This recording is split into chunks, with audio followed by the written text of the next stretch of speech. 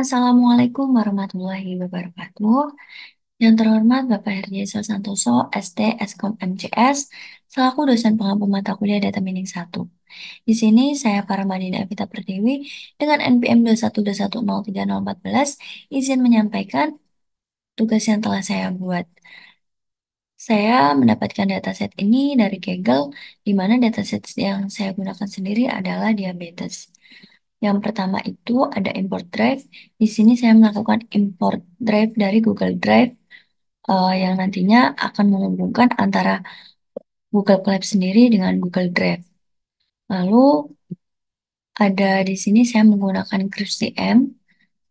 Sedikit penjelasan dari GripCM dan tahapan-tahapannya. Di sini GripCM itu memiliki 6 tahapan. Yang pertama ada business understanding, yang kedua ada data understanding, yang ketiga ada data preparation, dan yang keempat ada modeling, kelima evaluation, dan keenam deployment. Baik, yang pertama itu ada business understanding. Untuk business understanding sendiri ini ada sedikit penjelasan dari penyakit diabetes sendiri. Eh, untuk penyakit diabetes sendiri itu memegang perannya signifikan dalam profil kesehatan Indonesia yang menyebabkan menjadi prioritas dalam upaya kesehatan nasional. Lalu selanjutnya ada data understanding. Di sini saya melakukan import NAMPI, import pandas, import matplotlib, dan Seaborn. Lalu di sini saya menggunakan rig CSV karena file yang saya import sendiri itu file diabetes dengan extensionnya itu CSV. Lalu saya ingin menampilkan kolom awal itu menggunakan head. Di sini saya ingin menampilkan kolom awal berjumlah 5 sehingga menampilkan 5 data. Lalu saya ingin menampilkan kolom bagian akhir sehingga saya menggunakan df.tile.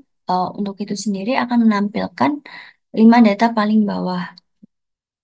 Lalu selanjutnya saya ingin menampilkan eh, kolom yang ada pada dataset itu saya menggunakan df.columns.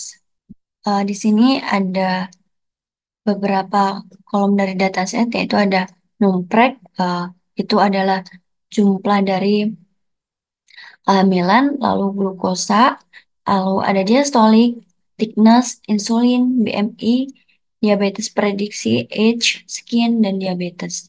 Lalu di sini saya ingin menampilkan pada kolom 9 itu terdapat kolom diabetes. Lalu ada shape. Shape di sini saya ingin mengetahui jumlah baris dan kolomnya sendiri.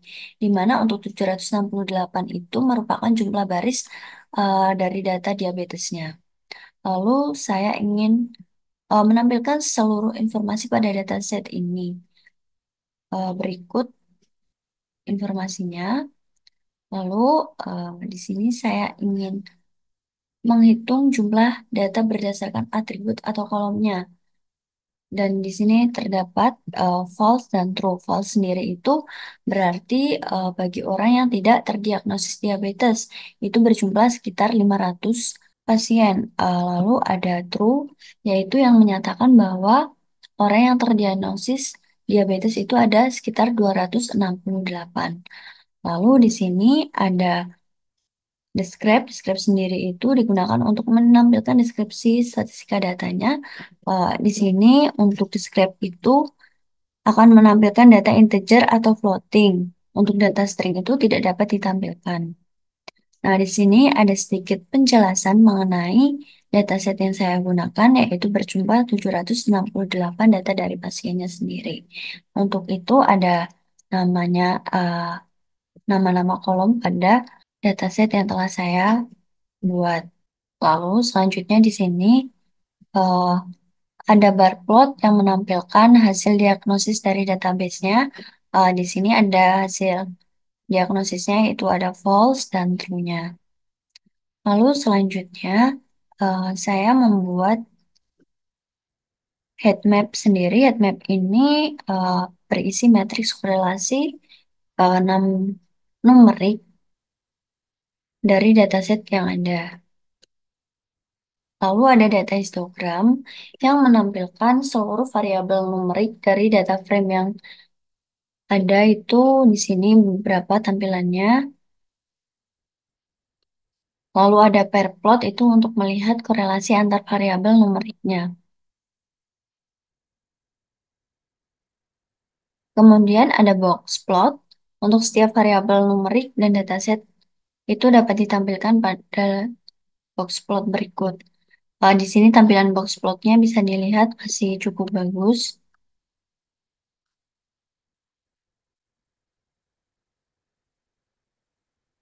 Nah, ini tampilan dari awalnya, tampilan setiap kolomnya.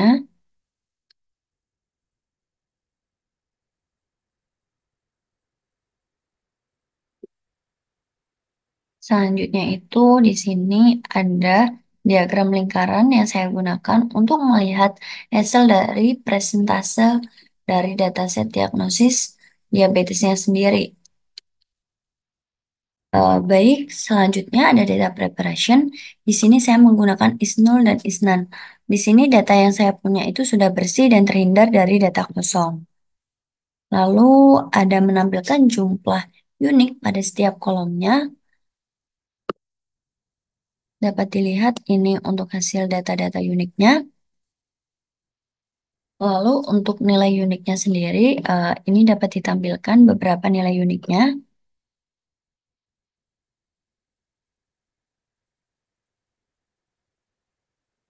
Baik, selanjutnya ada modeling. Eh, di sini saya melakukan import library yang dibutuhkan untuk membuat modelnya sendiri. Di sini ada 5 dari model yang saya import, yaitu ada logistic regression, Naive Bayes, KNN, SVM, dan Random Forest. Lalu untuk membuat fungsinya dan menghitung akurasi dari beberapa modelnya. Selanjutnya untuk memanggil fungsi score untuk mendapatkan akurasi dari model itu kita menggunakan score, random forest, xtrain, ytrain, xtest, ytest. Dan di sini didapatkan akurasinya dari setiap modelnya. Lalu di sini saya ingin menampilkan hasil akurasi dan precision serta recall dari SVM. Di sini ada import eskalan dari matriksnya, lalu import classification report untuk print akurasinya dengan eh, kode seperti berikut. Dan ini didapatkan hasil akurasi, precision, dan recall-nya sendiri. Selanjutnya, sebelum memasuki evaluasi, di sini dapat kita lihat bahwa hasil dari SVM merupakan hasil akurasi paling baik di antara beberapa model yang telah saya buat sebelumnya. Untuk evaluasi sendiri, saya di sini hanya menampilkan eh, data yang paling bagus dan yang saya gunakan yaitu pada matriksnya. Di sini menampilkan hasil dari conversion matrix dari SVM-nya sendiri.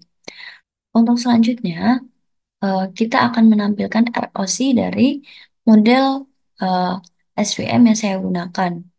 Nah, di sini untuk tampilan dari ROC dari SVM yang saya gunakan. Lalu untuk selanjutnya di sini ada pickle. Nah, saya melakukan import pickle-nya atau membuat file pickle-nya itu langsung dari Google Colab sendiri, sehingga saya tidak membuat pada bagian programnya pada nantinya. Selanjutnya, izinkan saya untuk menjelaskan mengenai programnya, di mana sebelum saya menjelaskan lebih jauh tentang programnya, di sini saya membuat apps.py, lalu saya di sini ada folder template, di mana di dalam folder template sendiri itu terdapat file dari index.html, lalu ada static, di dalam folder static nanti terdapat folder eh, aset, di dalam folder aset nanti terdapat folder CSS dan vendor, di mana untuk folder CSS nantinya berisi mengenai CSS eh, untuk mengatur dari index.html yang telah dibuat. Untuk vendor sendiri ini berisi mengenai template dari Bootstrap yang saya gunakan. Selanjutnya, saya akan menjelaskan mengenai programnya, di mana sebelum saya jauh menjelaskan programnya, izinkan saya terlebih dahulu untuk memberitahukan beberapa file yang ada pada program nantinya. Di sini saya membuat dari file app2.py. Selanjutnya ada dataset dari database, lalu ada model .pickle-nya yang telah saya buat sebelumnya pada di Google Colab.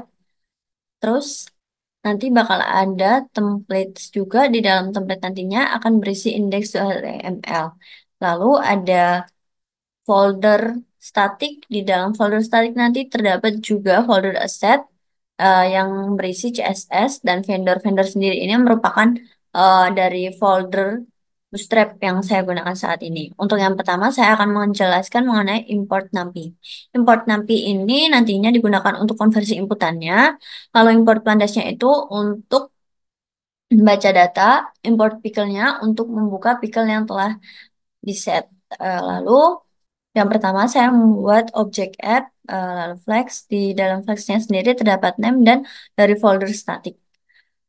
Selanjutnya, itu terdapat dari model untuk memuat model dari pickle-nya itu. Lalu kemudian untuk uh, load dari model pickle itu, kita membuat objek model, lalu pickle load untuk membukanya menggunakan open model yang nantinya pada model pickle-nya nanti bisa dibaca menggunakan RB ini.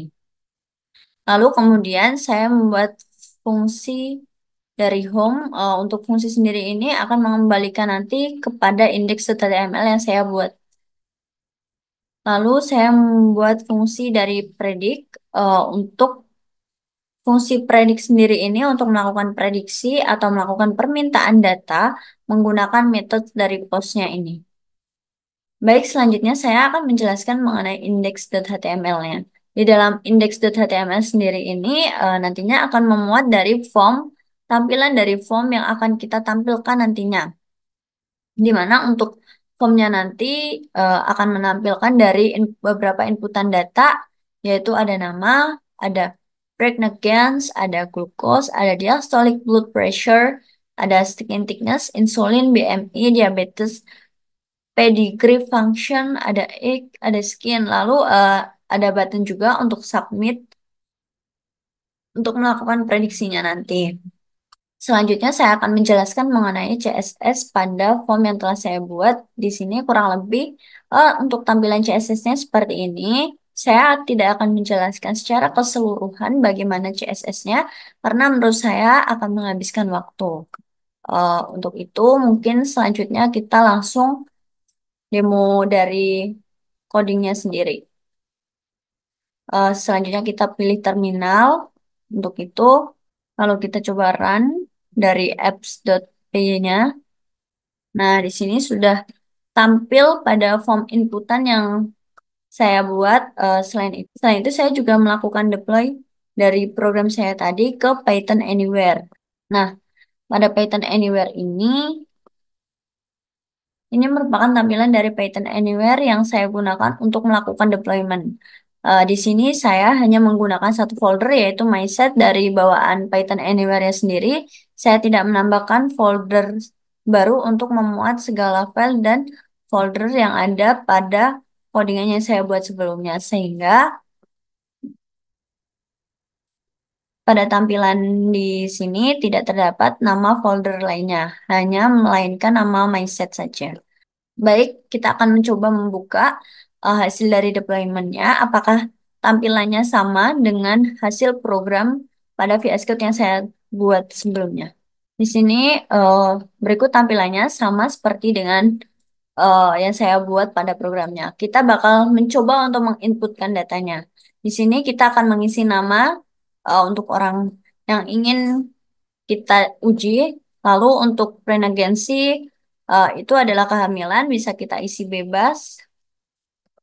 Lalu untuk gulanya sendiri, baik kita akan coba isikan semuanya sesuai keinginan kita.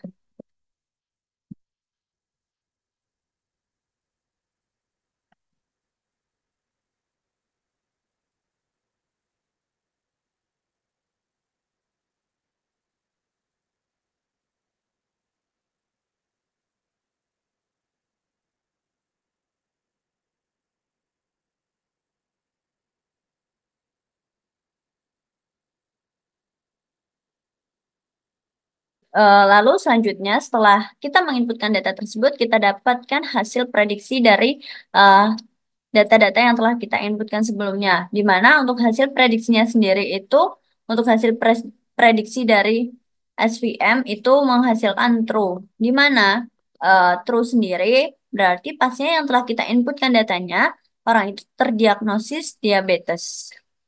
Baik, sekian presentasi dari saya. Sebelum itu, saya juga ingin mengatakan permohonan maaf dan sedikit kesalahan dari saya pribadi untuk Pak Diesel, dikarenakan pada bagian Google Colab ada beberapa bagian yang sedikit saya ubah. Karena kan sebelumnya ada waktu saya yang kirim ke bapaknya itu ada KNN kan Pak. Nah, itu saya hanya menggunakan SVM dikarenakan untuk KNN tidak saya gunakan itu pada bagian KNN Manhattan itu tidak support dengan eh, flex yang ada yang saya punya sehingga saya hanya menggunakan SVM saja. Baik, ada kurang dan lebihnya saya mohon maaf. Akhir kata, wassalamualaikum warahmatullahi wabarakatuh.